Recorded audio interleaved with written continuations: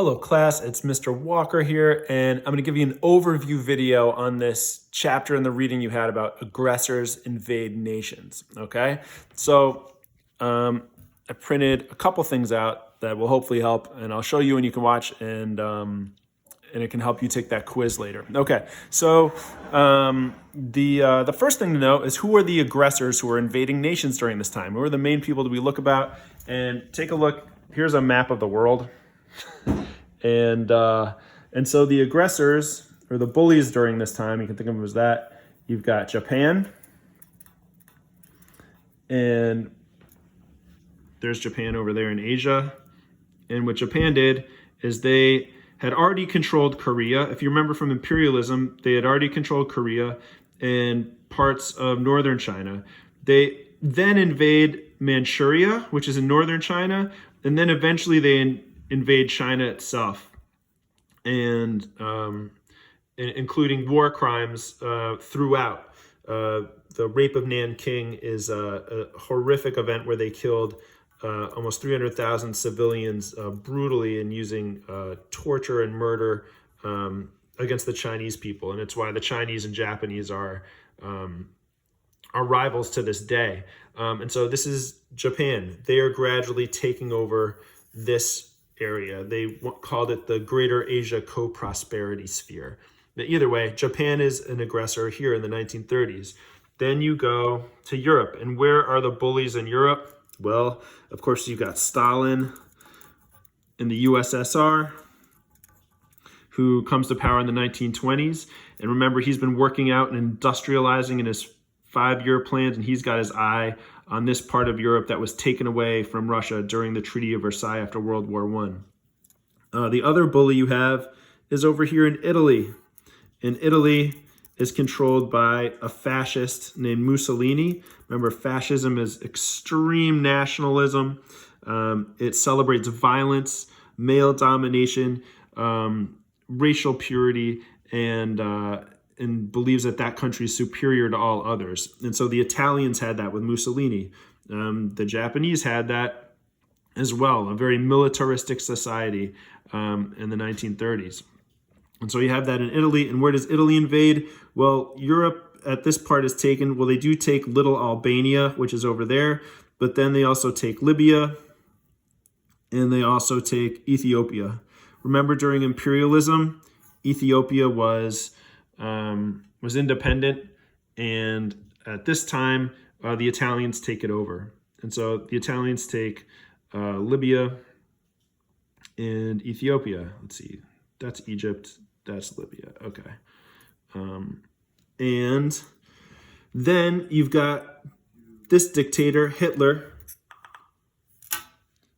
and in Germany, Hitler has his eyes on the countries around him. We're going to get closer up into Europe here. So here's Europe in between the world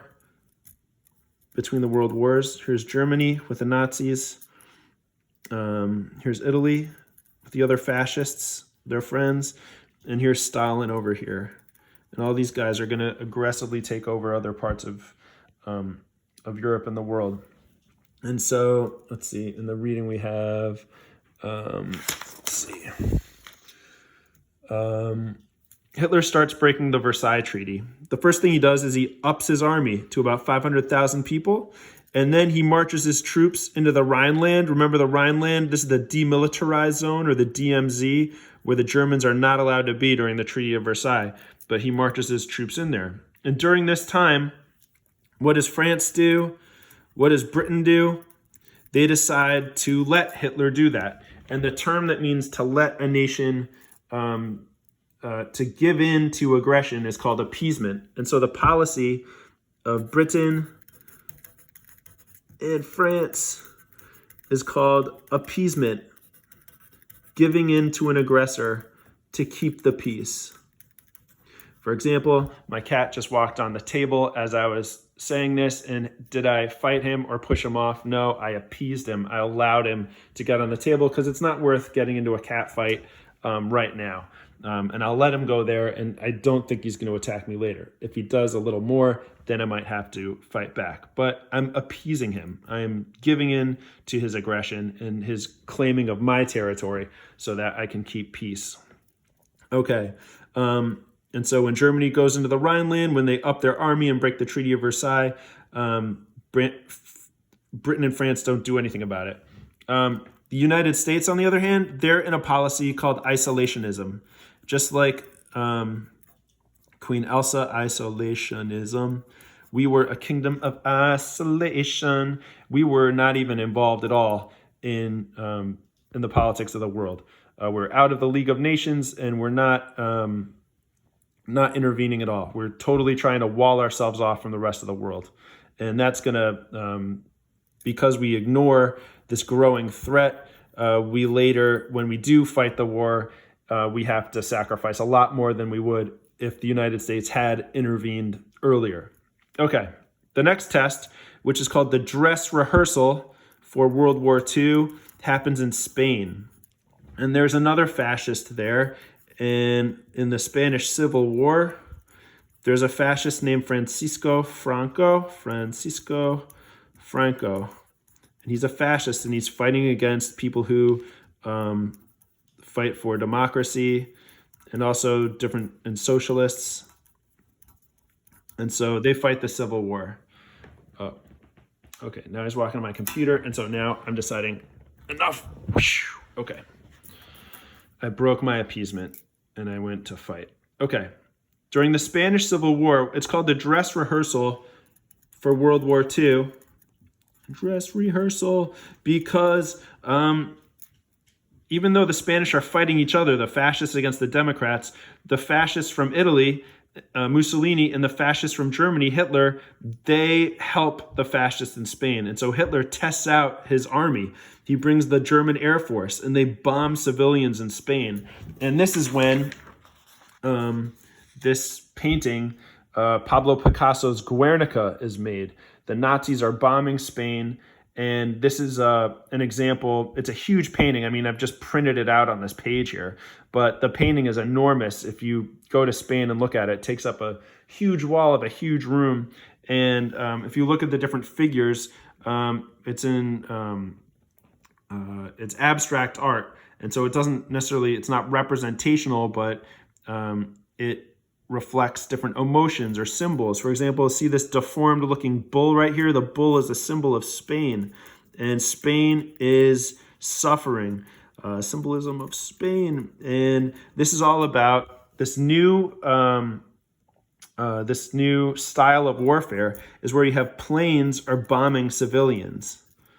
And so this is what the Nazis are testing out in Spain during the Spanish Civil War, and it's a preview of what's to come. The Nazis are later going to bomb the British. They're later going to bomb the countries that they invade, Poland, Czechoslovakia, and so they're testing it out there. Do Britain and France do anything? No, because what's their policy? Appeasement. They're giving in to an aggressor to keep the peace. And so while the Spanish Civil War is going on and the Nazis are fighting and Italians are helping the fascists out, France and Britain do nothing. And the USA is a kingdom of isolation. And so the fascists end up winning in Spain. And so there's fascism there. And then Germany does several things. The first thing they do is they make an agreement called an Anschluss with Austria. And Austria, I'm just going to write Aus right there. Austria becomes a part of this Third Reich, or this larger Germany. Then what Germany does, and this is against the Treaty of Versailles, and this is when they step over their own border, and they absorb Austria into Germany. Then I'm just going to write Czech. This is when Germany invades. They're about to invade Czechoslovakia, and this is when there is a conference, and the conference happens in a place called Munich, and Munich is in southern Germany, and this is when the British leader and the French leader meet with Hitler and Mussolini, and Hitler promises that he's just going to take this part of Czechoslovakia, just the part where there are German-speaking people. And so the leader of Britain whose name is Neville Chamberlain. Neville Chamberlain, he's the British Prime Minister. Chamberlain is the British Prime Minister, and he agrees with Hitler and makes a deal. And so Hitler says, you'll just take Czechoslovakia. But do you think Hitler keeps his word? Of course not. And so appeasement fails, and Hitler invades the rest of Czechoslovakia. What appeasement did do is give Britain more time to prepare their army, but and Chamberlain said that he'd achieved peace in his time, but he was wrong. It was just making the inevitable war go further. And so finally, what historians consider the beginning of World War II is when Hitler invades Poland, which is right here. And remember from before, Hitler takes the west side of Poland, and then he has an agreement with Stalin and the USSR, and Stalin takes this side of Poland. Stalin also takes Finland, and he also takes Estonia, Latvia, and Lithuania, and taking back what was the former Russian Empire. And so at this point, these bullies, these aggressors have invaded these nations, and this is the very beginning of World War II.